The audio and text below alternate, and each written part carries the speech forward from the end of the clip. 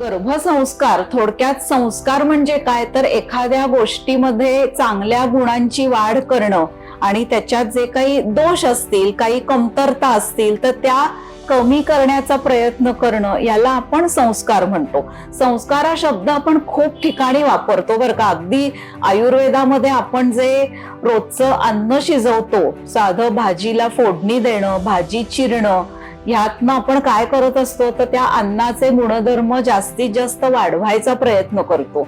आणि ह्याला आयुर्वेदामध्ये त्यांनी अन्न संस्कार हा किती सुंदर शब्द वापरलाय बघा. अन्न संस्कार का तर ते अन्न आपल्याला जास्तीत जास्त पॅलेटेबल व्हावं, जास्तीत जास्त उपयुक्त व्हावं ह्यासाठी करण्यात येणारे प्रयत्न आहेत. तसेच गर्भ छान वाढावा, एक छान फिजिकली, मेंटली, इंटेलेक्च्युअली, स्पिरिच्युअली छान बाळ निर्माण होण्यासाठी त्या गर्भावर जे काही संस्कार करायचे किंवा गर्भावर जे काही आपल्याला केअर घ्यायची आहे त्या सगळ्याला आपण काय म्हणणार तर गर्भसंस्कार म्हणणार आहोत.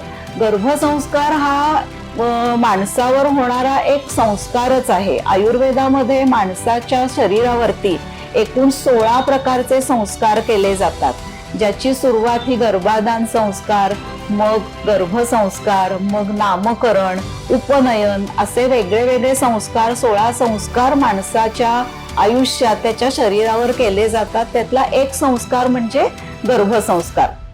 गर्भसंस्काराचा उद्देश मेन असा आहे की एक छान बाळ निर्माण होणं आणि त्या निर्मितीमध्ये त्या आईला आपण कशी मदत करू शकतो किंवा त्या आईला आपण कसं जास्तीत जास्त केअर घ्यायला सांगू शकतो. कारण शेवटी आपण गर्भसंस्कार करणार आहोत ते आईच्या माध्यमातून होणार आहेत, ते डायरेक्ट आपण बाळावर नाही करू शकणार. सो आई इज द मीडिएटर फॉर गर्भसंस्कार. आणि म्हणून आईने जर का काळजी घेतली, आईने तिचं खाणं पिणं योग्य ठेवलं, आईने तिचे विचार छान ठेवले, पॉझिटिव्हिटी ठेवली, सकारात्मकता ठेवली, तिने जी काही छान कामं करते ती त्याचा ऑटोमॅटिक इम्पॅक्ट हा त्या बाळावर होणार आहे. आणि म्हणून आपण आईच्या माध्यमातून हे गर्भसंस्कार करत असतो.